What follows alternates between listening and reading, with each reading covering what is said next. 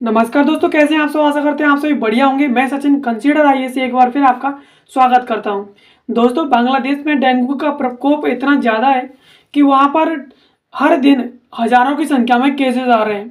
और बांग्लादेश में अभी भी इतने ज़्यादा डेंगू के मरीज होते जा रहे हैं कि अभी वर्तमान में जो मामले हैं वो 78,000 से अधिक हैं और मृतकों की संख्या है वो भी 400 के पार है।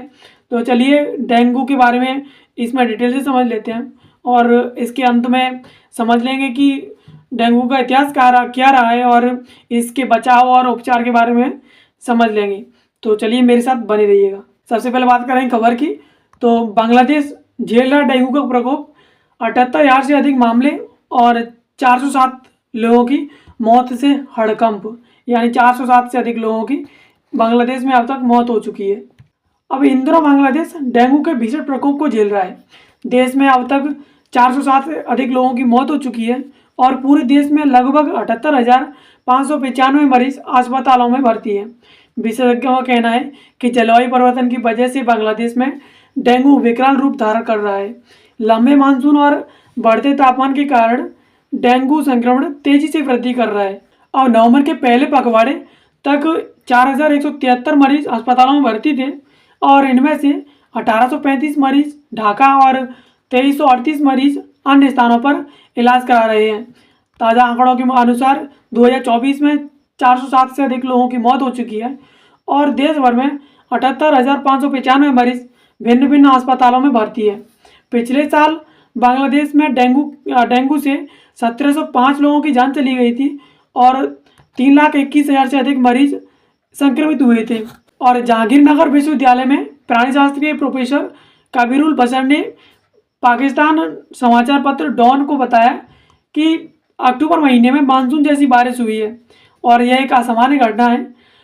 जलवायु परिवर्तन के कारण मानसून पैटर्न में बदलाव आया है और इस वजह से एडिस मच्छरों के अनुकूल परिस्थितियां बनी है और एडिस मच्छरों की वजह से ही जो डेंगू है वो फैलता है। बसर का कहना है कि आमतौर पर जून से सितंबर तक मानसून के मौसम में डेंगू होना जायज़ है, मगर इस साल की इसकी समय सीमा अधिक बढ़ गई है। शहरों में घनी आबादी से डेंगू का प्रसार होता है और लंबे मानसून सीजन और तापमान बढ़ने से भी मच्छरों में प्रजनन का इजाफा होता है। यही कारण है कि डेंगू का प्रसार देश भर में तेजी से हुआ है। उन्होंने इस साल डेंगू की वेक्टर निगरानी की भी अपील की है। डॉक्टर एबीएम अब्दुल्ला का कहना है, अगर समय रहते डेंगू का इलाज किया जाए तो इससे होने वाली मौतों का आंकड़ा 1% कम किया जा सकता है। उन्होंने कहा कि डेंगू को रोकने के लिए शुरुआती इलाज बहुत ज़रूरी है और विशेषज्ञों का मानना है कि ग्रामीण इलाकों में डेंगू से होने वाली मौतों की वजह से आंकड़ा जो है अधिक बढ़ रहा है। सरकार ने मच्छरों से बचने, पूरे आस्तीन के कपड़े पहनने और मच्छरदानी के इस्तेमाल करने की सलाह दी है और लोगों से घरों के आसपास पानी जमा ना होने देने की से भी अपील की है। यानी कि घरों के आसपास अगर पानी जमा होता है तो उसमें मच्छरों की भिन्न भिन्न प्रजातियां जो है प्रजनन करती हैं और उससे मच्छरों की बढ़ने की जो आशंका है वो ज़्यादा बढ़ती जाती है। मच्छरों से बचने के लिए शरीर को पूरे ढकने वाले कपड़े पहनें और उसके साथ साथ सोते समय मच्छरदानी का प्रयोग करें। अब ये तो होगी बात खबर की। अब बात कर लेते हैं डेंगू के इतिहास और उसके लक्षणों के बारे में। तो डेंगू बुखार का जो पहला वर्णन था वो मिला था 1779 में और 20वीं शताब्दी की शुरुआत में वैज्ञानिकों ने यह जाना था कि डेंगू जो बीमारी है वो वायरस के कारण होती है और यह मच्छरों के माध्यम से संचरित होती है यानी फैलती है।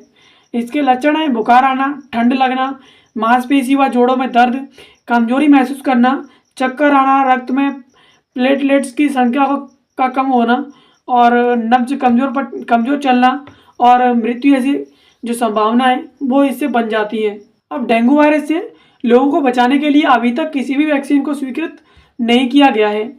संक्रमण को रोकने के लिए विश्व स्वास्थ्य संगठन यानी WHO ने मच्छरों की जनसंख्या को नियंत्रित करने के लिए तथा लोगों को मच्छरों के काटे जाने से बचाने का सुझाव दिया है।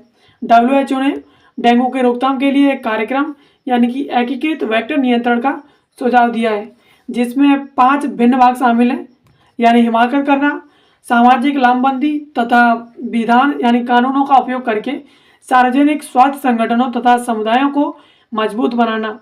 समाज के सभी हिस्सों को एक साथ काम करना चाहिए, जिसमें सामाजिक क्षेत्र जैसे कि सरकार, निजी क्षेत्र जैसे कि व्यवसाय तथा निगम और स्वास्थ्य देखभाल क्षेत्र इसमें शामिल है। यानी सभी को मिलजुल कर काम करना चाहिए, जिसमें सरकार और जो निजी क्षेत्र हैं, व्यवसाय और निगम, इन सभी को स्वास्थ्य जो देखभाल है लोगों की और डेंगू से बचने के लिए जो सुझाव दिए गए हैं WHO के द्वारा, उन्हें फॉलो करना चाहिए।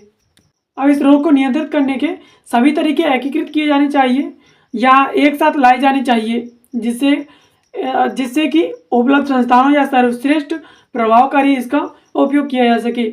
नियंत्रणों को साक्ष्य के आधार पर लिया जाना चाहिए। यह इस बात को सुनिश्चित करेगा कि डेंगू को संबोधित करने वाले हस्तक्षेप सहायक हों और जिस क्षेत्र में जहाँ पर डेंगू की समस्या है वहाँ पर सहायता पहुँचाई जानी चाहिए, जिससे कि वे अपने आप इस रोग के प्रति जो रोग प्रतिरोधक क्षमता है उन्हें विकसित कर सके, उन्हें स्वयं निर्मित कर सके।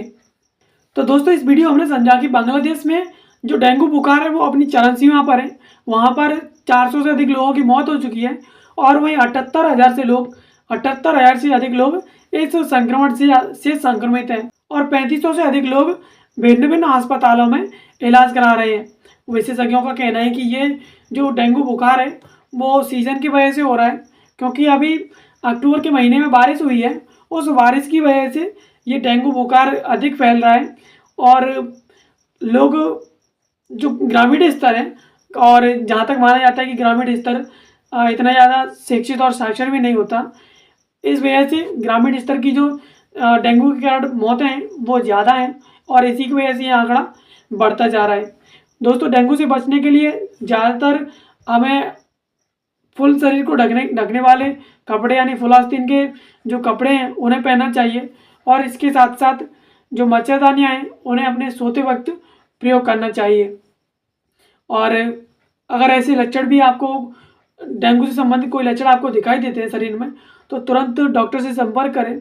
और इसके साथ साथ हमने समझा कि जो डेंगू का जो इतिहास है वो 1779 तक का है। यानी उस समय पता चला था कि डेंगू का जो बुखार है, डेंगू मतलब पूरी तरह से जो फैलता है वो वायरस की वजह से फैलता है। और इसके साथ साथ उस समय पता लगाया था वैज्ञानिकों ने कि इसके लक्षणों में ठंड लगना और मौत जैसी संभावनाएं हैं, तो इससे जो संभावनाएं हैं मौत की वो बढ़ जाती हैं। तो आशा करते हैं ये वीडियो आपको पसंद आई होगी। ऐसी वीडियोस को देखने के लिए आप कंसीडर आइए इस यूट्यूब चैनल को सब्सक्राइब कर लीजिए और ऐसी संबंधित नोटिफिकेशन, टेलीग्राम वीडियो, PDF आधार इन्फॉर्मेशन के लिए आप इसके टेलीग्राम चैनल को भी ज्वाइन कर सकते हैं। कंसीडर आइए इंस्टाग्राम पर भी होता है, आपसे इंस्टाग्राम पर भी फॉलो कर सकते हैं। बाकी वीडियो देखने के लिए आप सभी का धन्यवाद। मिलते हैं किसी अगले वीडियो में किसी नए और इन्फॉर्मेटिव टॉपिक के साथ। तब तक के लिए आप सभी का धन्यवाद।